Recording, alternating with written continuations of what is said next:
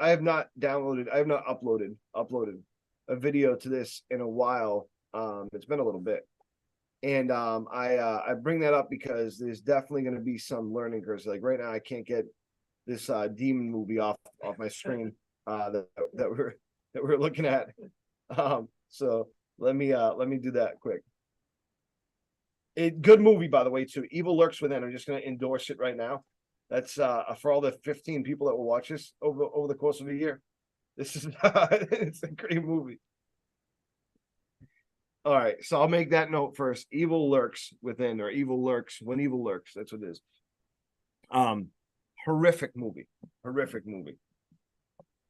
So I want to go through this first because I think it's so important in the job that we do. It's so important that we are able to communicate with customers cleanly and effectively. And I'm going to be recording the audio from this separately too, but communication and personal connections are so important.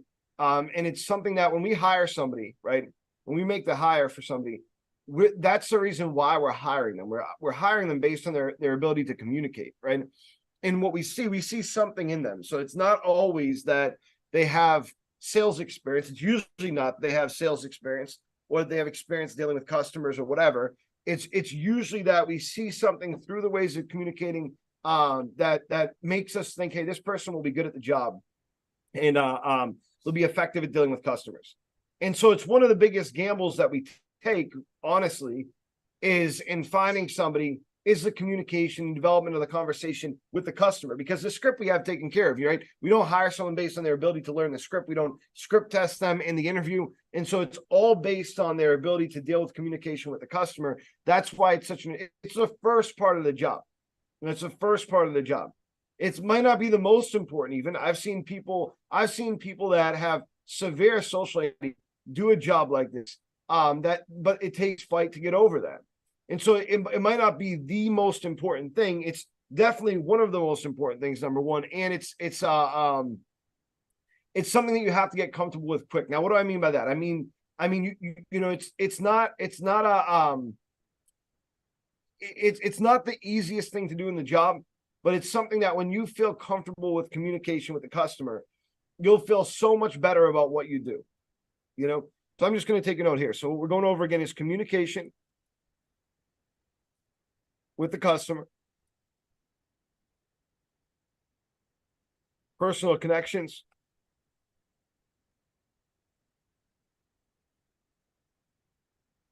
and how to deal with, we'll call them odd situations. All right, now the first thing, I'm just going to give an example real quick because I think that it's a relevant example for this. You know, I was talking to somebody about this. Yesterday or earlier today, actually. You know, back when I interviewed serial killers, I was interviewing, you know, all these different infamous people, whatever. One of the biggest adjustments to make was, you know, you're going from communicating with normal people that are in normal situations. And it was the biggest shock to me. It really was. It was the biggest shock was not that I was sitting across from someone that did these terrible things. It was the fact that I'm sitting across from someone that's been in a cell for 30 years, that thinks drastically differently than me, that has completely different life experiences than me. It wasn't like it was someone from another country that has different experiences. This person's been locked up and they have no care oftentimes whatsoever for anything at all. And you have to understand that. You have to understand you can't have them meet you where you're at. You know what I'm saying? When I sat down with Charles Manson, you know, Charles Manson can't see where I'm at, right? Like it's not going to happen. He's been in jail since the 70s. You know what I'm saying? He did some horrific things. He had a horrific childhood. All these things has shaped his experiences. And now I'm going to communicate with him. I am his customer at that point. It is what it is. It doesn't really matter unless I intend to strangle him there. Then it doesn't matter at all, right? The one of the most surprising ones to me was Richard Ramirez, because of how just like lax he was in his communication. He seemed like he enjoyed being in jail. And so you go in there and you know, I don't know, there's a range of emotions. I mean, the first thought you have is I'm afraid, you know, this guy has done all these crazy things, terrible things. I'm genuinely afraid of this person. And you could say whatever you want about no, I'm this big tough guy or whatever. I'm sorry. I don't care. 5'3" Charles Manson freaked me out. You know what I'm saying? Like, it's not, I don't care. Sure, I'd beat the hell out of his old ass. You know what I'm saying? But it doesn't matter because you're walking into a small room with the master manipulator, who you think is anyways, who has all this folklore around him and stuff like that. It's different. Walking into a room with Richard Ramirez and going, okay, this guy does not care. This guy's a completely different person than me. You know what I'm saying? And having to communicate, you have to get down to their level of communication. You know what I'm saying? They're not going to get up to yours, you know? And people will surprise you. I remember having a conversation with a guy named Thomas Silverstein, right? And he was the leader of the Aryan Brotherhood. He created the Aryan Brotherhood. You know what I'm saying? And so you go into a conversation and you expect this rugged, like, I mean, this is a guy who's killed like 5 cops. You know what I'm saying? You expect this, like, this certain, he's been in solitary confinement. He died a couple of years ago for 30 something years, 30 something, the longest person ever in solitary confinement.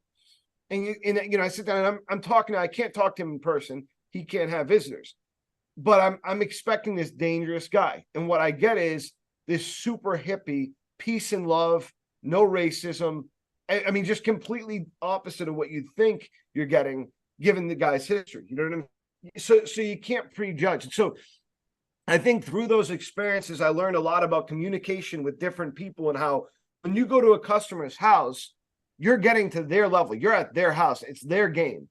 You know, now you could take the route, and some people do, of like, I don't care, whatever. And it never ends well. It's never going to go good for you. And you make yourself look like a punk ass real quick. I mean, straight up, you know, you're gonna. We see this, by the way, too. I'm going to give an example of an employee in a minute that took this approach with his job, and it's not, again, you chose to do this job. You know what I'm saying? And by the way, too, you might go, you know, well, it's not that important to me or whatever. It's one of the sections we're going to go through today is exactly why this job is important to your future and what it means and why it should mean so much more to you than just a job. You know what I'm saying? And we're going to go through that next, actually. So maybe watch that first. I don't know. But with this, you have to communicate like it, you know? So we have this guy who had been here for a couple of years. I won't say his name, but he'd been here for a couple of years. And in communication with customers is always a struggle with him. The irony is he was the one that came into the company with the most door-to-door experience. You know what I'm saying? But it was a constant. We would get calls all the time from customers that would talk about him being condescending. And it's difficult from a management perspective sometimes to manage out condescending behavior because it's not overt. It's not like they're telling the customer to go screw themselves or something like that usually. But and it's very subjective.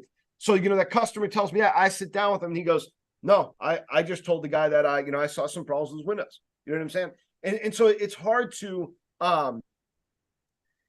until one day we got a call in and it was like ring doorbell footage or whatever. And he had said to a customer, okay, now think about this for a second, because the way that he tried to spin it was not reality.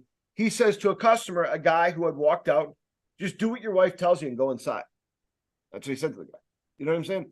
Like, you know exactly what you're doing there. You know exactly what you're doing there. You know, you're not going to lead. So like a petulant child, you're going to insult this guy. He's an older guy. And you're telling him, you know, oh yeah, just do what your wife says. He doesn't know you. You're not joking around. That's how you try to pitch it like it was a joke. It's not like it's like your best buddy and you're like, oh yeah, your wife told you to do that or whatever, some silly stuff. It's not like that. You know what I'm saying? It was very clear what he was doing there and what his intentions were. You know, and that was the end of his job. You have to think about where the customer is at. And that's just kind of my first note for you, is that you have to remember. And by the way, too, I keep spelling things wrong.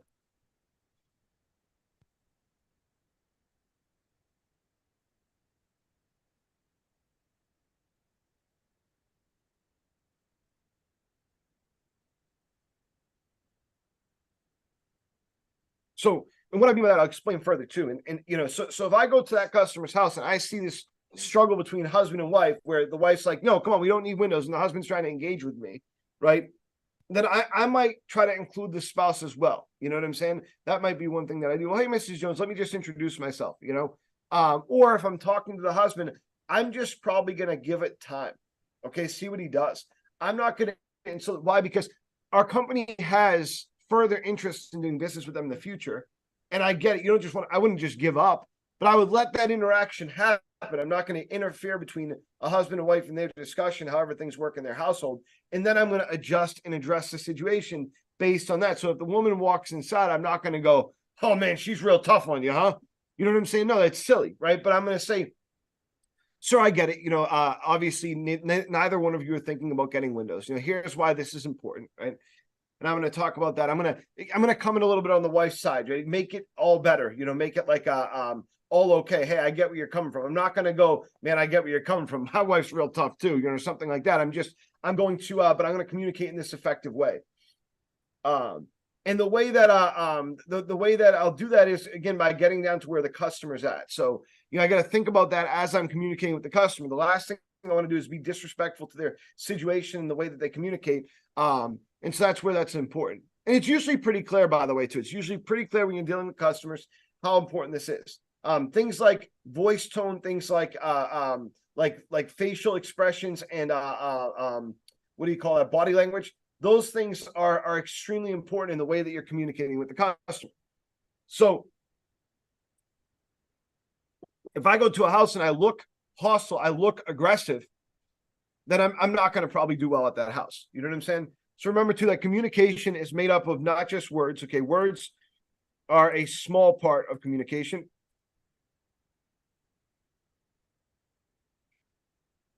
What's important is body language and voice tone. Okay. So how I communicate doesn't just, it's not just summed up by my words. Okay. I'm going to put this all together in a second. These two things together in a second. So when I go up to that customer's house and I run into any kind of, let's say it's a hostile situation. What I mean by that is that the customer's like, nope, look, I'm not doing it. Get off my property. I told you guys last time, I don't want you out here. I'm not going to go, yeah, well, no one told me that. You know what I'm saying? No, I'm going to lightly apologize. Okay. Well, I apologize, sir. Maybe I missed that note here. You know, I'm relatively new to the company, so I really do apologize, right? I'm gonna make it a genuine response. And even I would say that, by the way, too, even though I've been here for 15 years, I'm relatively new to the company, so maybe I just missed something here. You know, while I'm here though, I do want to let you know, we just finished up some work for your neighbor, Mrs. Smith, right down the street. That's why we're out here. I looked again the original vinyl windows. Do you mind if I asked her how long you've lived in the home? No, I said to get off my property. I'm not going to go, yeah, no, I'm not getting off your property, sir. No, I'm going to say in that situation, okay, sir, again, I apologize. I'll leave right away. Thank you so much for your time. You have a great day. That's it, right? If the person is still hostile but answering, right? If they're like, yeah, you know, look, I'm not doing the fucking windows. You know what I'm saying? But I've been here for 20 years. I'm not. There's no way I'm doing the windows. I'm gonna say, well, 20 years is a long time, so that's great. You must love the neighborhood then, you know. And again, sir, I'm sorry to intrude on your time. I'll make sure that I make this quick. I can't ignore the fact that walking up, I noticed X, Y, and Z. You know, so you're sympathetic to their time. You're listening to them, it shows. How you communicate there is important. Your body language, voice tone, facial expressions have to be important too. Like you can't smirk at the customer the entire time. By the way, too, that was a lot of how these customers would get angry at this guy I'm referencing is by his smirking at them. You know, he's smirking the whole time. And for a customer to call and complain about that, by the way, too, it's difficult. I mean, most people aren't willing to do that because they second guess themselves. Was that guy really doing that? Was he really smirking at me like that? You know what I'm saying? They second guess themselves. So to call and complain about that, you know, there's usually something to it. But this is where your body language becomes important. Keep a smile on your face. But you know what? If that customer is that upset, don't just like smile in their face. You know, no, it's okay to bring that smile down. Oh, you know, sir, I apologize. I really don't mean to intrude. Put your hands out. You're backing off. Okay, you can't see me on here. Put your hands out. You're backing off. You know, I look, sir, I apologize. Okay. And you get the iPad in your hand and whatnot. diffuse the situation. That's what you're doing. You know what I'm saying? Body language is important in a situation like that. Okay. So just make sure that. I remember being in a house and it was on a Ring doorbell, and thank God I did everything proper and stuff like that. But I walked up, I was with two trainees, and the Ring doorbell gets posted. The person didn't answer the door, and the person goes, "What's this guy doing in my neighborhood? Look, I think he's got a gun." It's an iPad. It's an iPad. We're in Pennsylvania. We're not in Seattle. We're not in Massachusetts. It's an iPad. You know what I'm saying? You've never seen a gun before? Like, what the hell's wrong with you? You know what I'm saying? So the neighbor says, because the neighbor had talked to me, great voice tone, great conversation, stuff like that. The neighbor says, "What the F is wrong with you?" What he said in the comments, "What the F is wrong with you? That guy was one of the nicest guys we ever met, and he was just talking about Andersen windows." You know? And then after that, it was just defender, defender, defender, defender, defender. You know what I'm saying? And that was because, though, the amount of respect and conversation I had with the other customers and how much it meant to them. So you just got to keep that in mind. Body language, voice tone, super important. So when you're starting off with the customer, you have to start off the proper way. Okay. There's a couple different ways to do this.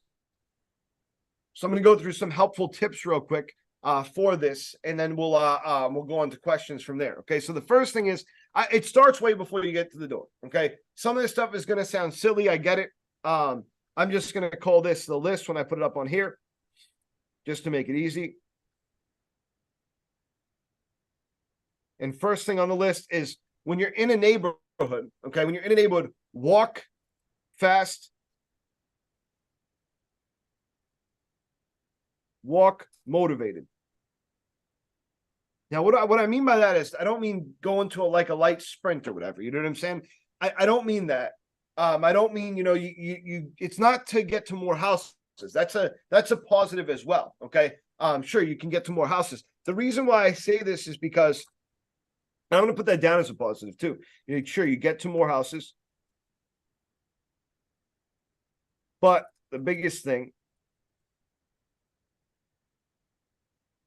is you look like you have intentions. Positive ones. You look like you have intentions. You don't look like you're just BSing around the neighborhood or whatever. You don't look like some punk kid that just, like, you know, or in your case, as some punk senior citizen, you know, going out there and that one's, by the way, that one's for all the trainees yesterday asking Andrew how tall he was. That's what that was for. 4'9" was what one of them basically said that you said about him. 4'9" because she was 4'10". That's messed up, man. So the intention is that you look like you're motivated to work. You know, I'm out there walking, I'm out there motivated, I'm moving through this neighborhood effectively. By the way, too, and I'm just going to put one more positive there too, is it keeps the blood flowing in the cold. So it's better for you in the cold to do this as well. Okay. Number 2, wave to everyone. Now, what I mean by that is if you're on a main road, okay, which this time of year you probably shouldn't be, but if you're on the Carlisle Pike for some reason, you're not going to just hold your hand up like a princess and just wave like Princess Di. You know what I'm saying? Like, it's not, you know, that's weird. Okay. But what I mean is when you're in a neighborhood, right? Like when I'm walking around my neighborhood at night or whatever, and a car goes to pass by me, I always wave. I don't know who it is.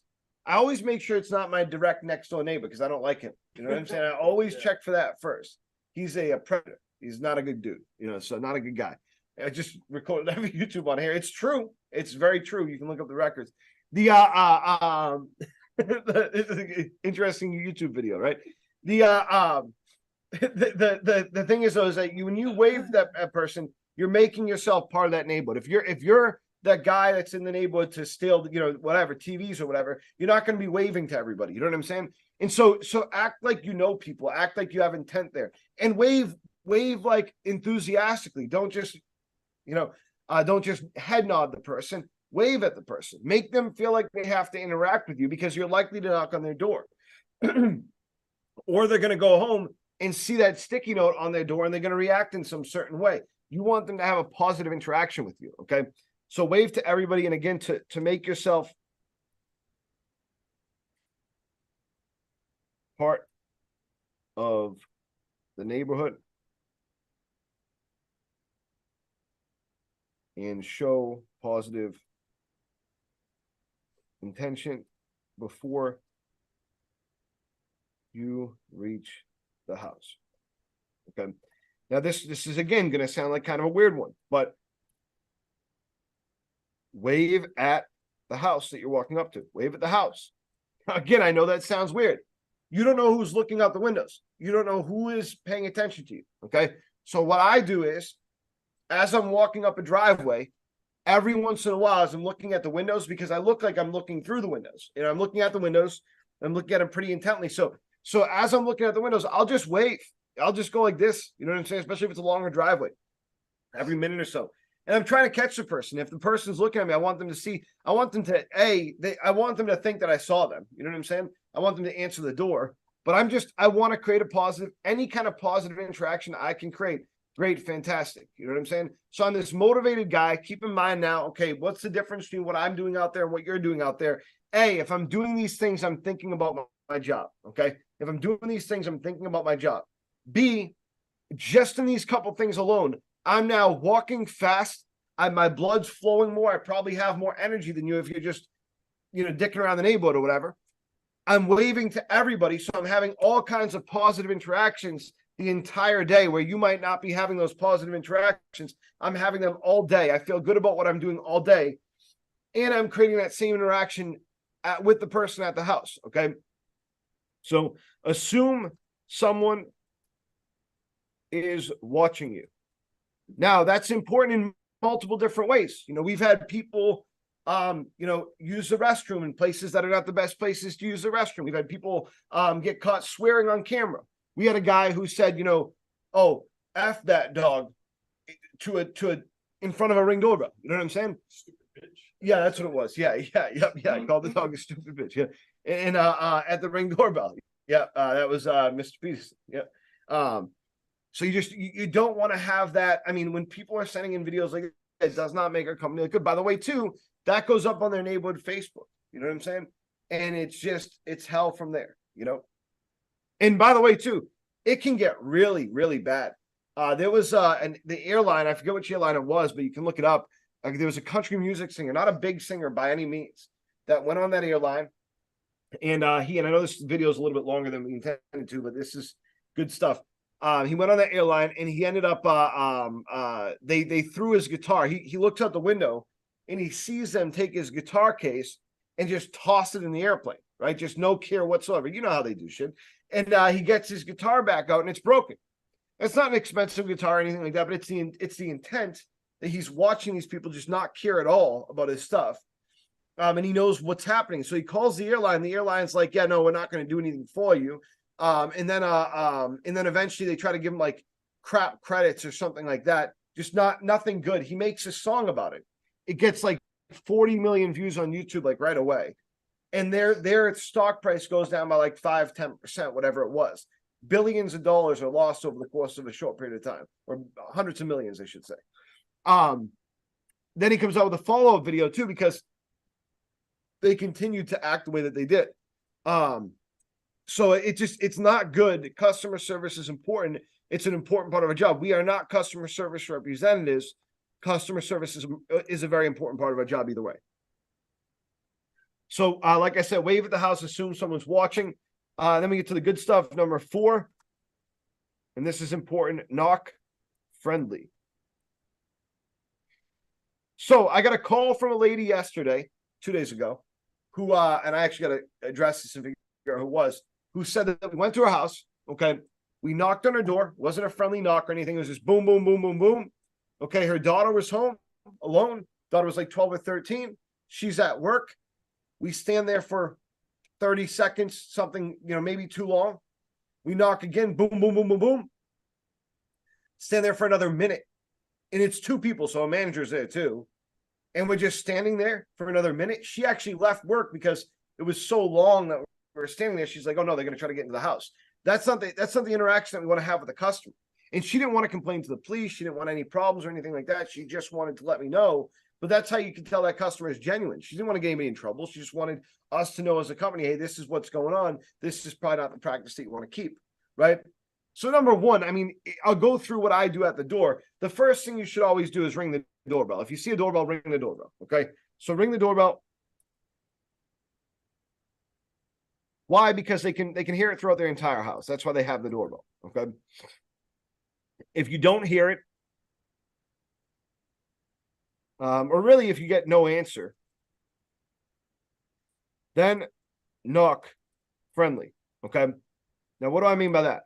I mean, if you go up to a house and you go bang, bang, bang, bang, bang, then, you know, what are people associated with? The police, exactly. Yep, it's like the universal cop knock, right? No one wants to be woken up to that. No one wants to have that happen to them, right? Now, if you go up to a house and you're like lightly knocking, no one's going to hear that, okay? Some of the houses that we go to are 2,000-3,000 square feet. Even if you're in a 1,000 square foot house, you're in a different room, you're in the bathroom, something like that, taking a shower, you're not going to hear a light knock. You know what I'm saying? So you can knock as loud as you want. You can knock super, super loud. I like I used to say, wake up a couple kids a day. You know what I'm saying? I mean, you're always going to risk stuff like that, but do it in a positive way at least. So the knock that I always use, and most people use, is the the shaving a haircut, 2 bits, that kind of thing, right? Most people use that, but I don't know. I've heard like the it's Mario, right? Yeah. And then I've heard Nick Nickelodeon. I've heard people get pretty creative with this, you know what I'm saying? So I mean, whatever you want to do, but like make it something that's known, that's noticeable, make it something that's fun, okay? Because you can knock as loud as you want, the experience is going to be different for the customer, okay?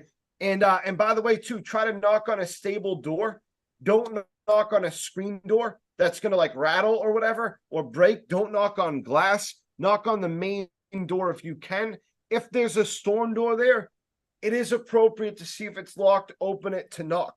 Just make sure the door's not open. Like sometimes in the summer or spring, people leave their doors like a little bit open and you open up the screen door and now all of a sudden you're knocking on an open door. That's not good. I've been there before. That's not good. I've had situations, awkward situations before where I've opened that, knocked on the door and it looked closed and it completely opened.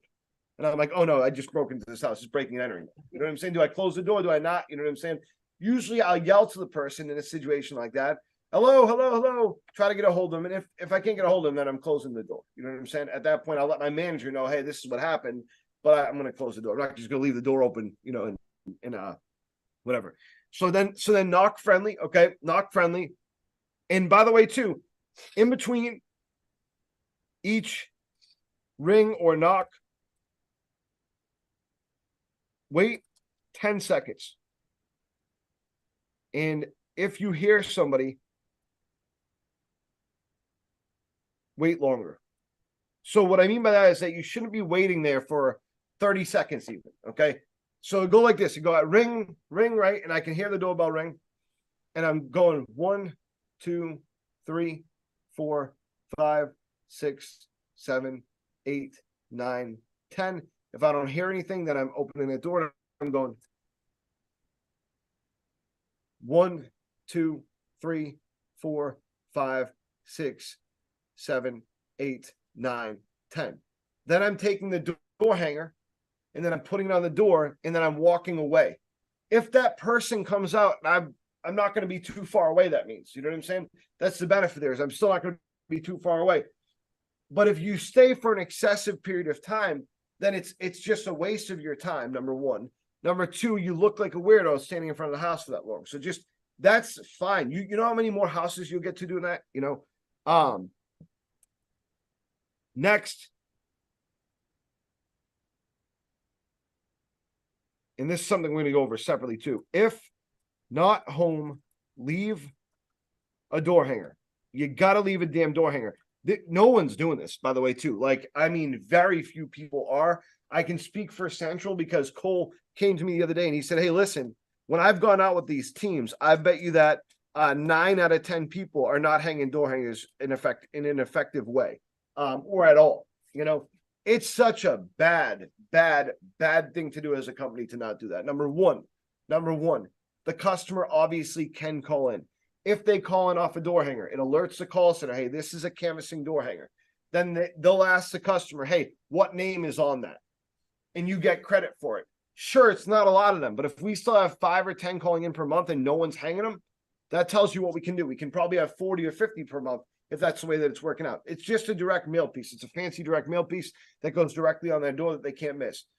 Number 2, knockbacks. So important. Okay, so important. So the customers, so call-ins, which is not a lot of them, I get it. It's like a very small percentage of people, but knockbacks are the biggest thing.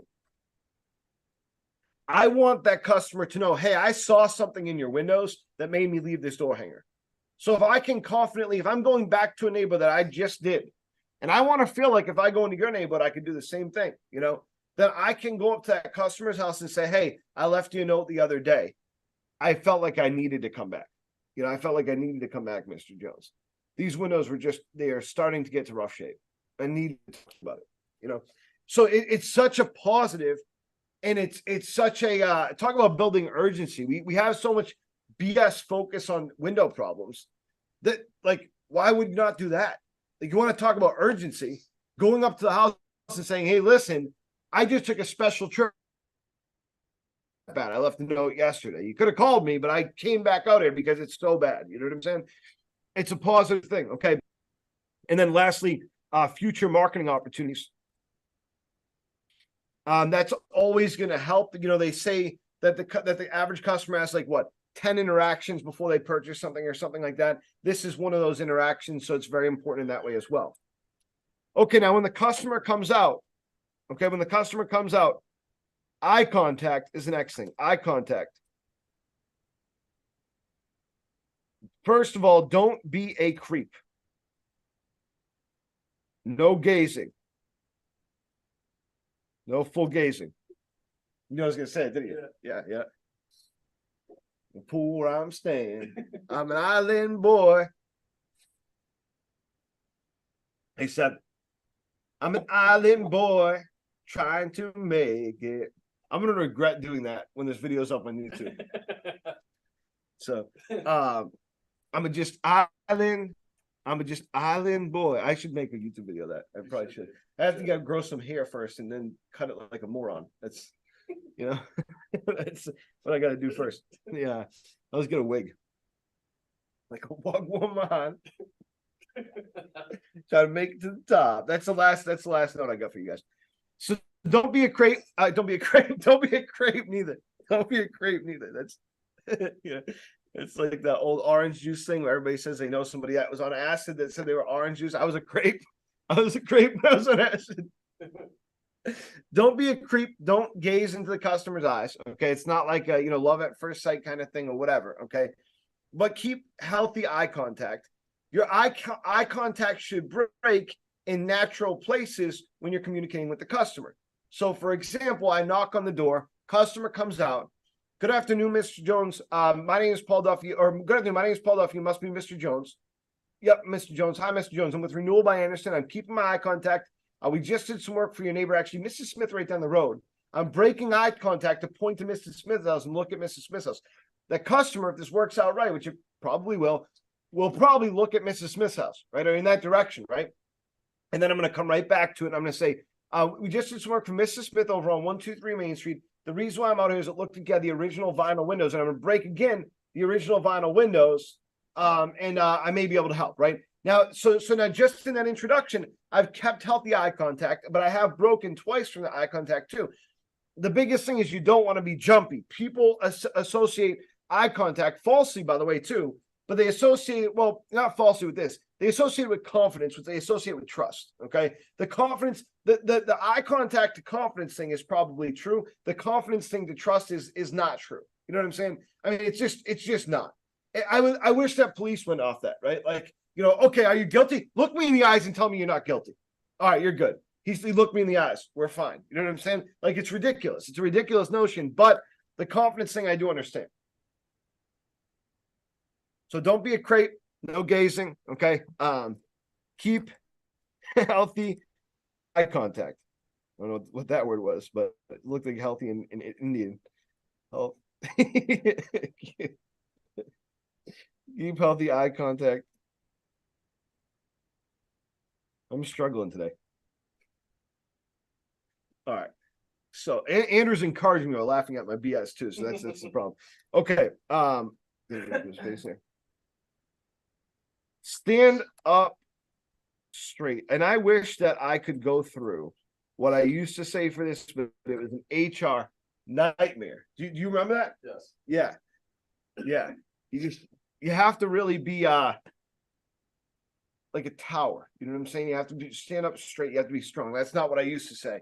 I'm not going to say that. Not going to go there. But you can imagine probably, so when you're standing there with the customer, that's one of the most important things. When you're hunched over, right? I always think of the show Rocko's Modern Life, which most of you are not going to remember what the hell that is, but Seth is, Andrew will, a couple other people might. Rocko's Modern Life was a show. They had him, Heifer, who was the cow. They had Dr. or Mr. The frog guy. Big Head. Yep, Mr. Big Head. And then they had Filbert. Filbert was a turtle, and he was not confident at all. He had his shell on, and he looked like he was hunched over. When you're hunched over talking to the customer, you're going to look like you're not confident. Okay, you're going to look like you have no confidence. The customer will in turn have all the power in that communication. So you got to stand up straight, good posture, like eye contact. Speaks to confidence. Okay, so stand up straight, keep good eye contact. All right. The last one is speak. There's two more. Speak with authority. Now, what do I mean by that? I don't mean yell. Okay, I definitely don't mean yell. All right, but I get into stuff with this all the time, where people think that that my tone of voice, you know what I'm saying, is that I'm yelling at them or whatever, just because I speak with a loud tone of voice. Because when I'm dealing with personal issues, I speak the same exact way. You know what I'm saying? Like it's just if I'm passionate about something, then I'm gonna speak like I'm passionate about it, and that's gonna come out, whether it's to customers or it's to a spouse or whatever. That's gonna come out, and so it's important, though, to have that that emphasis on your words. If you show up at the door and you're like, "Hi, my name is, I'm with Renewal by Anderson," the customer's not going to get the right impression. They're going to go, "This guy's a weirdo." You know what I'm saying? This guy's, you're hunched over. You're not giving any eye contact. "Hi, my name is Paul." It's the customer's not going to think of very good things. Or, "Hi, my name is Paul." You can't. You have to have good projection in your voice. Stand up straight. Keep your eye contact. "Good afternoon. My name is Paul Duffy. You must be Mr. Jones." "Hi, Mr. Jones. I'm with Renewal by Anderson. We just did some work for Mrs. Smith over at 123 Main Street." That's how you want to start off your conversation. Okay. Speak with authority. All right. It's not, I haven't had enough caffeine today, man. You got to keep getting those Red Bulls for me. I need more Red Bull. Let's go. So elevate your voice, speak with authority. Okay. That's what's going to give you, the customer's not going to feel like they can interrupt you. Okay. That's the problem a lot of people have, by the way, too. A lot of people have this thing where they speak very light, and they could be the nicest person in the world. They could have the best intentions in the world. They could have the best thing that they're going to say in the world. They could have the best pitch ever. The customer will just right over them. They'll run right over them. There's no chance. They got no chance. And so you gotta elevate your voice. You're not yelling, okay? But you're speaking with authority. You're speaking like you have intention there. "Mr. Jones, I just wanted to point out, walking up, I noticed a severe amount of rotting in the front of the home here. How long have you been living like that?" Right? "Mr. Jones, may I make a suggestion? One of our foremen needs to see your windows just to make sure that we can do what needs to be done here. Find out I want people, what I would constantly get, have people hated working across the street from me because they would hear my pitch the entire day. You know what I'm saying? They'd hear every word I said. I'd have people say, 'Yeah, you ruined my customers,' because they could hear you as they were outside when you were walking." But speak with authority, elevate your voice. Okay, it's important. So I'm just going to put a note here, voice elevation, not yelling, encourages the customer to, I wrote the twice. That's a weird typo. Encourages the customer to listen closely. Lastly, smile.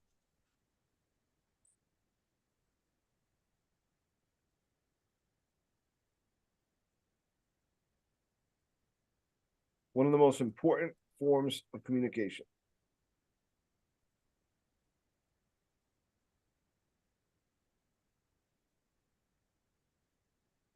All right, now you hear this, and I know it sounds cliche or whatever because you've heard this a million times, but a smile is extremely important when you're interacting with people. And they say this, as a matter of fact, for the phone even too. They say smile while you're on the phone because the customer can feel that. They can hear that. They can hear the smile, right? It's even more important when we're there in person. COVID really screwed this for us with the mask. When we had to wear the mask, right? Smiling is a great form of communication. It's extremely important. If you look miserable at your job, the customer is going to take that in a certain way, and you're not going to get appointments. It doesn't matter what you do, how good your pitch is. If you look miserable, the customer is going to associate that with you. You're not going to get anywhere with the customer. Okay? Doesn't matter how bad of a day you're having. Make sure that you're smiling all the time. Don't do a weird Pennywise smile. Okay? You don't got to look like my daughter in her school pictures. Whenever she's forced to smile, it's like, it's really weird. Like this, she goes like this. She goes, it's bizarre. It's really screwed up, Lily. It's bizarre, man. I never seen like before in my life. I'm like, listen, we actually like I had to sit down and train her how to smile. I'm like, just smile right. You know what I'm saying? So she does a better job now. So make sure you keep the smile on. Okay. So here's the deal. It's longer than we wanted it to be. This is 9 points, guys. We're still making pretty good time here. Nine points that are extremely important when you're dealing with communication with the customer. Okay. I'm going to get on to the next video now, but before I do that, is there any questions at all about these points? Okay. Well, let's see. Stop the recording here. This is going to be let's see, without ending the meeting.